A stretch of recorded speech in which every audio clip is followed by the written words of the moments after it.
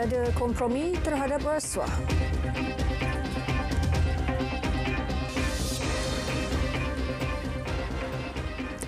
Berita tengah hari 5 Februari, saya Hazel Desmond. 3 lagi pendatang tanpa izin parti yang lolos daripada depo imigresen Bidor ditahan semula awal pagi tadi. Ia menjadikan jumlah keseluruhan yang ditahan setakat ini seramai 54 orang.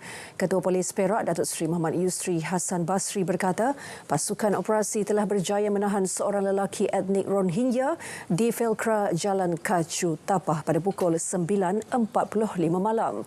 Seorang lagi tahanan berjaya ditahan pada pukul 3.35 pagi di kilometer 327 Lebuh Raya Utara Selatan arah utara, manakala tangkapan seterusnya pada pukul 3.55 pagi di Batu 2 Jalan Pahang, Tapah. Dalam pada itu, Polis Daerah Tapah telah menerima satu maklumat kemalangan maut di kilometer 332.5 Lebuh Raya Utara Selatan, arah selatan melibatkan sebuah kenderaan dan pejalan kaki pada pukul 9.20 malam. Mangsa mengalami kecederaan parah di kepala dan telah disahkan meninggal dunia di tempat kejadian. Mayat mangsa kemudian dibawa ke unit forensik Hospital Tapah untuk proses bedah siasat. Pegawai imigresen telah hadir ke unit forensik hospital tersebut dan mengesahkan mangsa merupakan salah seorang tahanan yang melarikan diri dari depo imigresen sementara Bidor. Usaha mengesan baki 75 orang tahanan yang lolos masih giat dilakukan.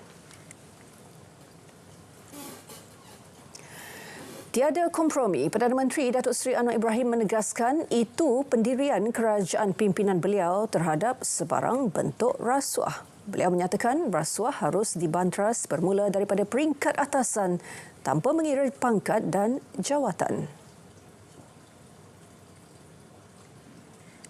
Kalau diambil tindakan terhadap perempuan kecil itu, bagaimana kita boleh biarkan rasuah skala besar itu berlalu tanpa apa-apa tindakan? Bentuk tindakan jangan tanya saya. Saya beri arahan umum kepada semua jabatan, semua badan penguasaan, tegas. Sementara kita ada tekad politik dan konsensus dalam Jemaah Menteri. Perdana Menteri turut menasihati kaki tangan awam untuk bekerjasama dalam membantras rasuah. Beliau berucap dalam perhimpunan bulanan Perdana Menteri bersama warga Jabatan Perdana Menteri JPMD Putrajaya. Sementara itu, keputusan pengurangan hukuman Datuk Seri Najib Tun Razak dilakukan dengan teliti menerusi mesyuarat pengampunan. Jelas Perdana Menteri pertimbangan utama dalam keputusan pengampunan tersebut adalah aspek ihsan serta belas kasihan. Yang di-Pertuan Agong itu sebagai mercu keihsanan atau fountain of mercy. Ya. Sama ada Tuanku yang di-Pertuan Agong memilih untuk memberikan penjelasan atau tidak, itu wewenang Tuanku. Saya nak jelaskan ini. Ya. Baik. Lembaga harus beri pandangan. Jadi, dan apa hak mana-mana tahanan atau banduan mengemukakan pandangan. Itu perkara 113 dalam peraturan. Itu jelas. Tanpa kecuali. Sesiapa pun. Sebaik saja ada yang mengatakan mesti minima 3 tahun. Tak betul. Siapa saja kali pertama ikut prosesnya boleh mengemukakan rayuan. Tambah beliau, antara asas utama diambil kira dalam rayuan Datuk Seri Najib adalah perjalanan hidup, kelakuan dalam penjara, khidmat serta jasa beliau kepada negara. Usaha memupuk kanak-kanak dengan kemahiran insaniah menerusi pembangunan sasiah perlu diperkasa. Raja Muda Kedah Tengku Sarafuddin Badlishah Ibni Al-Aminul Karim Sultan Salihuddin bertitah ia perlu diperkukuh bagi melahirkan kanak-kanak seimbang rohani dan jasmani menerusi penerapan akidah dan akhlak yang mulia. Tengku Sarafuddin Badlishah bertitah pembangunan kanak-kanak akan terus diberi perhatian dengan memberi penekanan dalam membentuk modal insan yang mempunyai nilai tambah. Ia sebagai jaminan ke arah melahirkan kanak-kanak berkualiti. Baginda terus mengajak semua pihak memastikan tadika Islam terus berupaya untuk lebih disegani dan dihormati sebagai penjana ilmuwan cilik. Tengku Sarafuddin Badli Shah bertitah demikian pada Majlis Haflah Atfal Tadika Islam Jabatan Hal Ehwal Agama Islam Negeri Kedah Darul Aman di Alostar. Hadir bersama Exco Kerajaan Negeri Muhammad Azam Abdul Samad, Setiausaha Kerajaan Negeri Kedah Datuk Seri Norizan Kazali dan Pengarah Jabatan Hal Ehwal Agama Islam Negeri Kedah Datuk Dr. Abdul Ghani Zainuddin. 1.5 juta ringgit diperuntukkan kepada Jabatan Kemajuan Masyarakat Kemas bagi membina Taman Bimbingan Kanak-kanak Tabika yang diberikan untuk penduduk orang asli Kampung Teranik di Rancangan Pengumpulan Semula RPS Kuala Betis, Guam Musang, Kelantan tahun ini. Menurut Ahli Dewan Undangan Negeri Galas Muhammad Syahbuddin Hashim, sebuah lagi kelas tabika untuk kanak-kanak orang asli di Kampung Sendrop Tanah Tinggi Lodging akan beroperasi pada Mac ini. Pada tahun ini alhamdulillah pihak Kemas melalui KKDW telah pun meluluskan untuk pembinaan baru sebuah tadika di Kampung Teranik yang menelan belanja 1.5 juta yang dipantau sendiri oleh pihak JAKWA. Saya ucap terima kasih banyak-banyak kepada Yang Amat Berhormat Timbalan Perdana Menteri dan juga Menteri KKDW yang telah meluluskan sejumlah peruntukan yang besar untuk kita menyempurnakan pembinaan tabika ini. Yang keduanya, ada beberapa tabika lagi akan dibuka, terutamanya di kawasan lodging ini, iaitu di Kusendro. Sebuah tabika lagi akan dibuka setelah mendapat permohonan daripada orang kampung. Muhammad Syahbuddin berkata demikian selepas Majlis Apresiasi Tabika Kemas JAKWA peringkat Parlimen Gua Musang di Dewan Terbuka Pos Brook. Sementara itu, Pengarah Kemas Kelantan Hashim Alang Abdul Hamid memberitahu RM252,000 setahun diperuntukkan kerajaan kepada 376 kanak-kanak orang asli di 22 tabika di kawasan JAKWA untuk bantuan makanan tambahan. Untuk tahun 2024 ni kita ada 252,000, di mana mereka ni setiap murid, setiap kanak-kanak ni mempunyai kos RM3 per day sehari dan akan dibagi untuk bantuan makanan tambahan. Lain-lain kos yang lain tu kita guru, dari segi peralatan lain tu kita tidak ambil kira.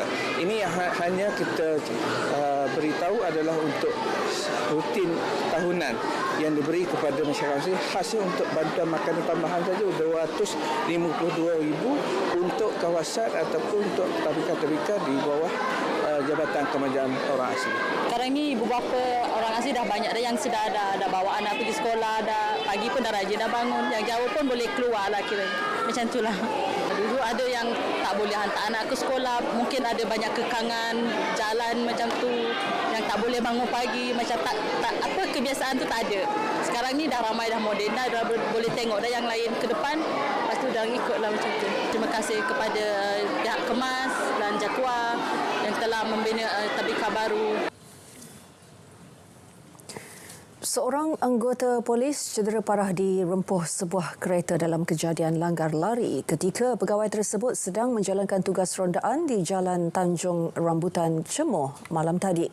Ketua Polis Perak Datuk Seri Muhammad Yusri Hassan Basri berkata, siasatan awal mendapati anggota tersebut bersama seorang lagi rakan setugas telah menghampiri sebuah kereta dalam keadaan mencurigakan di tepi jalan tersebut. Secara tiba-tiba, pemandu bertindak mengundurkan kereta dan melanggar motosikal mangsa hingga menyebabkannya terjatuh. Suspek kemudian sekali lagi menggerakkan kereta ke depan dan mengundur hingga melanggar mangsa buat kali kedua. Selepas itu, kereta berkenaan memecut meninggalkan lokasi kejadian. Akibat daripada pelanggaran, mangsa mengalami patah tulang rusuk dan bahu. Usaha memburu suspek dipergiat. Kes disiasat mengikut Seksyen 307 Kanun Keseksaan atas kesalahan cubaan bunuh. Akibat tidak mempamerkan nombor pendaftaran pada motosikal, seorang pemuda terpaksa berdepan tindakan motor disita oleh Jabatan Pengangkutan Jalan JPJ di Pekan Kuala Kedah. Penunggang motosikal itu juga tidak memiliki lesen selain melakukan pengubahsuaian ekstrim pada motosikal. Menurut pengarah JPJ Kedah, Aman Shah Hashim, kesalahan gagal mempamerkan nombor pendaftaran pada bahagian depan dan belakang kenderaan adalah tindakan Mahkamah bawah Seksyen 14/1 Akta Pengangkutan Jalan 1987. Motosikal berkenaan turut disita di bawah Seksyen 64/1 Akta yang sama. Pengubahsuaian motosikal secara ekstrim boleh meningkatkan risiko kemalangan kepada pengguna jalan raya dan membahayakan nyawa orang lain.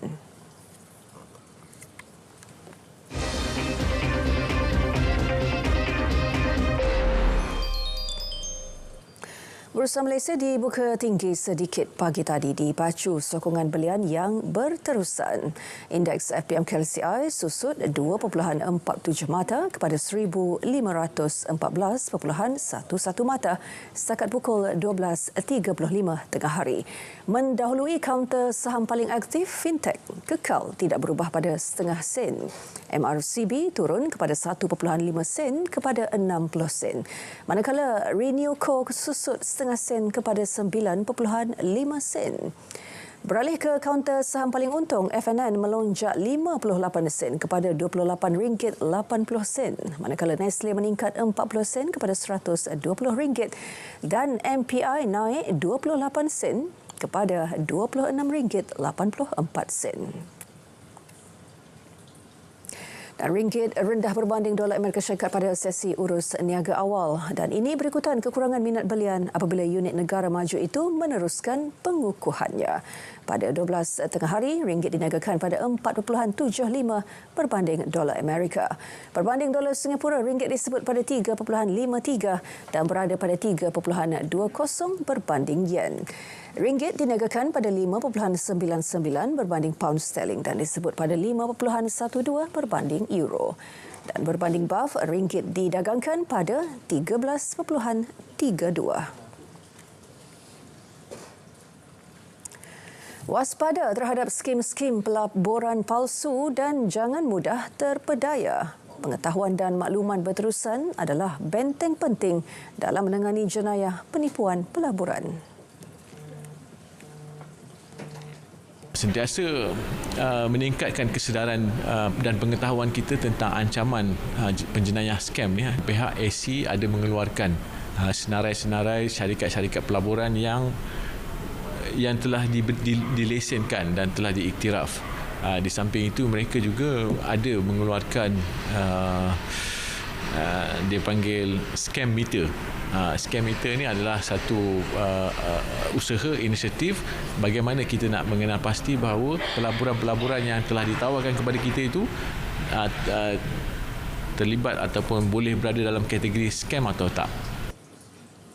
Beliau ditemui pemberita selepas program Selamat Pagi Malaysia di Angkasa Puri Kota Media. Beliau turut menasihati orang ramai agar tidak terpedaya dengan janji pulangan pelaburan berganda dalam tempoh singkat. Kumpulan Wang Simpanan Pekerja KWSP melaksanakan penambahbaikan kepada inisiatif Air Lindung di bawah Pelan Perlindungan Ahli. Air Lindung Fasa 2 akan memfokuskan kepada pengurusan polisi dan sijil bagi perlindungan lanjutan melebihi 1 tahun. Penambahbaikan ini merupakan kemajuan penting dalam evolusi platform Air Lindung yang menggabungkan produk perlindungan jangka panjang untuk ahli KWSP dan keluarga terdekat. Sejak Julai 2022 hingga Disember 2023, lebih 102,300 ahli telah membeli 118,166 polisi dan produk takaful melalui platform Air Lindung. Ia meliputi insurans nyawa dan insurans penyakit kritikal pada premium yang berpatutan daripada akaun 2. Di bawah inisiatif berkenaan, ahli boleh menggunakan dana dalam akaun 2 untuk membeli produk insurans dan takaful yang terdiri daripada pelindungan nyawa dan penyakit kritikal untuk ahli keluarga. Untuk maklumat lanjut mengenai Air Lindung, rujuk laman web rasmi KWSP atau hubungi Pusat Pengurusan Pelanggan KWSP seperti tertera.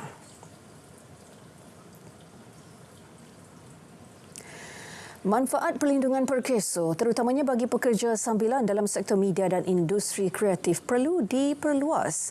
Menteri Sumber Manusia Steven Sim Chee Kiong menyatakan seramai 30,000 pekerja dalam sektor tersebut perlu diberi perlindungan dan manfaat daripada skim perkeso. 30,000 ni sebenarnya melibatkan pekerja dalam contohnya stringer yang bukan pekerja sepenuh masa yang mendapat caruman. Mereka ni kalau mencarum akan termasuk dalam caruman pekerjaan sendiri, SPS. Jadi kalau dia dicarum, dia akan masuk dalam skim pekerjaan sendiri. Jadi kita nak cuba untuk menggalakkan dan nak lihat macam mana untuk membolehkan supaya semua 30,000 orang ini dapat dilindungi, turut mendapat manfaat daripada skim perkeso. Beliau akan bertemu Menteri Komunikasi Fahmi Fadil bagi membincangkan isu tersebut. Steven Sim menyatakannya selepas lawatan prihatin ke rumah petugas RTM Marlia Muhammad yang hilang upaya kekal selepas terkena jangkitan kuman di kaki akibat daripada penyakit diabetes. Lawatan prihatin Kementerian Sumber Manusia ini mendapat kerjasama daripada CSR Pertubuhan Keselamatan Sosial Perkeso.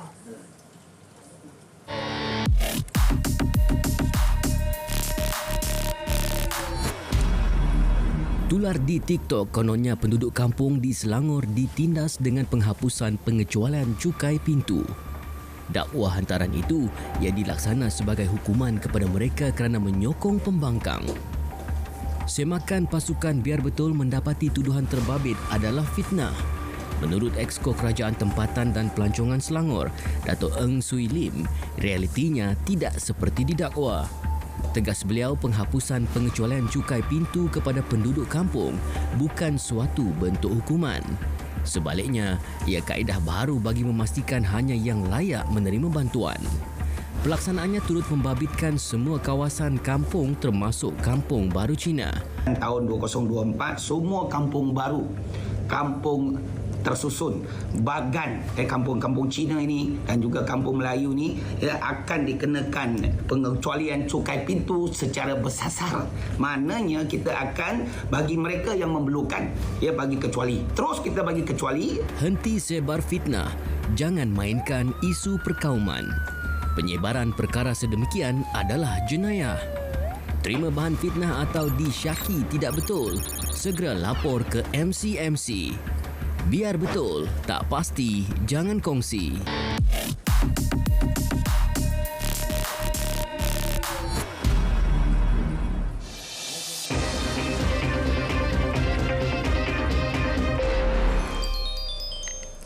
Perkembangan di Gaza setakat 24 jam lepas, sejumlah 127 orang terbunuh di wilayah tersebut dalam serangan terbaru tentera Negara Haram Israel. Kini jumlah keseluruhan kematian mencecah 27,365 orang di Gaza sejak serangan rejim Zionis 7 Oktober lalu. Menurut laporan pejabat media Hamas, rejim Zionis turut menjadikan sebuah tadika di sepadan Rafah yang menempatkan penduduk Palestin sebagai sasaran serangan. Negara Haram Israel pada itu mengeluarkan amaran bahawa tenteranya telah mara ke Rafah sebagai sebahagian kempennya menghapuskan Hamas. Ia termasuk serangan udara dan tembakan kereta kebal ke Khan Yunis yang telah mengenai kawasan berhampiran Rafah. Majlis Keselamatan PBB akan mengadakan mesyuarat tergempar membincangkan serangan Amerika Syarikat ke atas Iraq dan Syria serta Yaman. Mesyuarat dibuat atas permintaan Rusia. Serangan Amerika Syarikat dilakukan sebagai tindak balas kematian 3 askar Amerika di pangkalan di Jordan akibat serangan drone pada 28 Januari lalu. Iran mengecam serangan terbaru Amerika Syarikat dan United Kingdom di Yaman dan sebelum itu melancarkan serangan di Syria dan Iraq. Iran menuduh Amerika dan Britain menimbulkan huru-hara dan ketidakstabilan dengan menyokong Israel dalam perang di Gaza. Perang Palestin-Israel kini telah mencetuskan keganasan membabitkan negara Iran, Lebanon, Iraq, Syria dan Yaman. Pilihan Raya Pakistan, kempen tetap diteruskan oleh parti bekas Perdana Menteri Imran Khan walaupun berdepan sekatan di seluruh negara. Kempen oleh parti tersebut berlangsung menggunakan medium media sosial dan teknologi AI. Parti itu dilarang untuk menggunakan kayu pemukul kriket sebagai simbol calon. Malah calonnya juga terpaksa bertanding sebagai calon bebas dengan simbol pilihan raya berbeza. Imran telah dipenjara ketika kempen bermula atas pertuduhan rasuah. Pilihan raya Pakistan dijadual berlangsung pada 8 Februari ini. Nangolo Mumba mengangkat sumpah sebagai Presiden sementara Namibia berikutan kematian bekas Presiden H. Geingob akibat kanser. Mumba berjanji untuk menegakkan perlembagaan negara sehingga Presiden baru dipilih pada pilihan raya akhir tahun ini. Pada majlis itu, Netumbo Nandi Natua pula mengangkat sumpah sebagai naib Presiden. Dia dijangka kekal sebagai calon Presiden parti pemerintah dalam pemilihan yang dijangka pada November depan.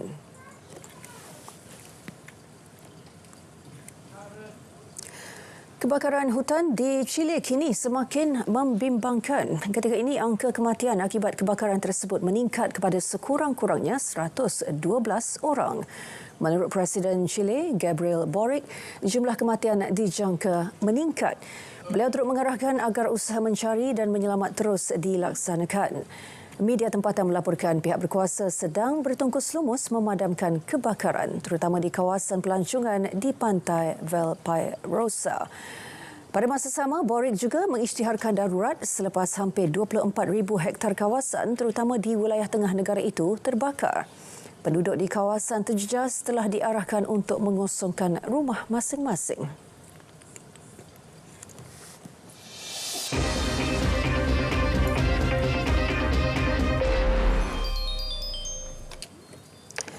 Badminton Masters Thailand, hasrat pasangan beregu campuran negara Chen Tangji Toh Iwei untuk meraih gelaran juara tidak kesampaian apabila tewas menentang wakil tuan rumah di Capol Puavaran Nukroh Saprisi Taranta Nachai pada aksi final semalam. Turun selaku pilihan kedua kejohanan, Tangji Iwei terpaksa akur dengan kekalahan 12-21, 18-21 kepada pilihan pertama itu di Stadium Minibut, Bangkok. Itu juga adalah kekalahan kelima mereka daripada 6 pertemuan termasuk di pusingan kedua terbuka India baru-baru ini. Tangji Iwei mara ke final selepas mengetepikan pilihan ketiga Hiroki Midorikawa Natsu Saito dari Jepun 21-11, 21-17. Manakala wakil Thailand itu menewaskan pasangan Indonesia Rehan Naufal Kushanjanto, Lisa Ayu Kusumawati 21-17, 21-14.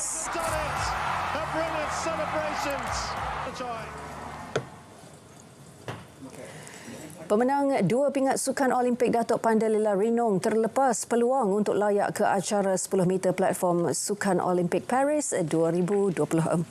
Ia susulan persembahan hamba pada kejohanan akuatik dunia di Doha, Qatar. Pandalila hanya menduduki tempat ke-29 dengan 231.15 mata, ketinggalan 204.05 mata di belakang juara dunia Chen Yushi dengan 435.20 mata pada aksi kejohanan di Qatar. Hanya 18 penerjun terbaik pusingan awal layak ke separuh akhir dan kekal dalam persaingan untuk 12 tiket kelayakan ke Sukan Olimpik yang ditawarkan pada kejohanan itu. 12 penerjun terbaik daripada kejohanan dunia Fukuoka 2023 telah pun layak ke Paris 2024, manakala satu lagi slot untuk juara benua yang masih belum ditentukan.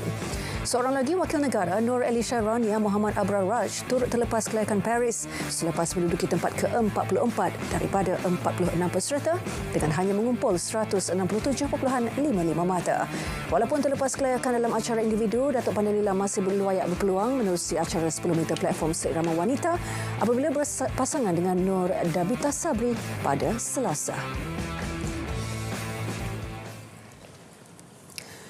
Perkembangan Liga Malaysia, Terengganu FC (TFC) hanya akan menggunakan 6 pemain import bagi mengharungi saingan Liga musim ini. Menurut Ketua Pegawai Eksekutif Terengganu Football Club Sdn Bhd, Muhammad Sabri Abbas, ia sebagai langkah penjimatan klub dalam menghadapi perjalanan musim yang panjang kali ini, iaitu bermula Mac hingga Mei tahun depan. Muhammad Sabri berkata tonggak sedia ada iaitu Ivan Mahmud, Nurilo Tuktasinov dan Arzim Redzovic. Manakala 3 lagi pemain baru akan diumumkan sebelum bermulanya sesi latihan pertengahan bulan ini. Dalam pada itu, Muhammad Sabri berkata 3 pemain muda dari pasukan Terengganu FC 2, TFC 2 termasuk Muhammad Faris Rizki Abdul Rashid, Safwan Mazlan dan Muhammad Ubaidullah Samsul Fazili yang beraksi di posisi pertahanan akan dinaikkan pangkat ke pasukan TFC musim ini. Menurut beliau, 3 tonggak berkenaan telah menunjukkan prestasi cemerlang dan diberi peluang beraksi bersama pasukan utama musim lepas.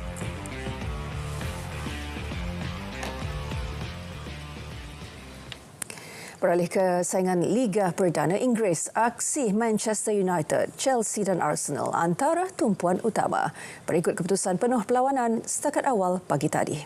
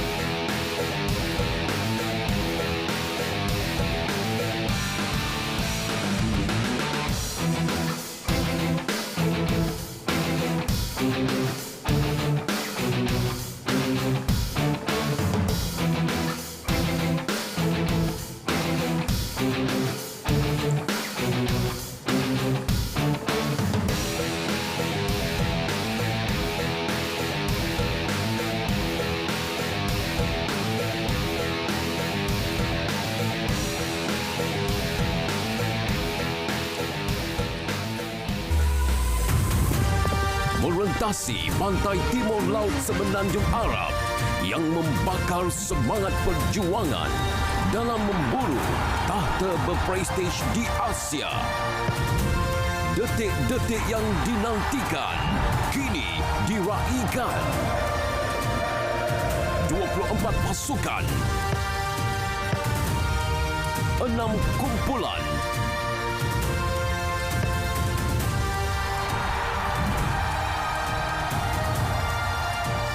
dibawakan dari 16 Januari hingga 10 Februari di saluran OK dan saluran sukan RTM.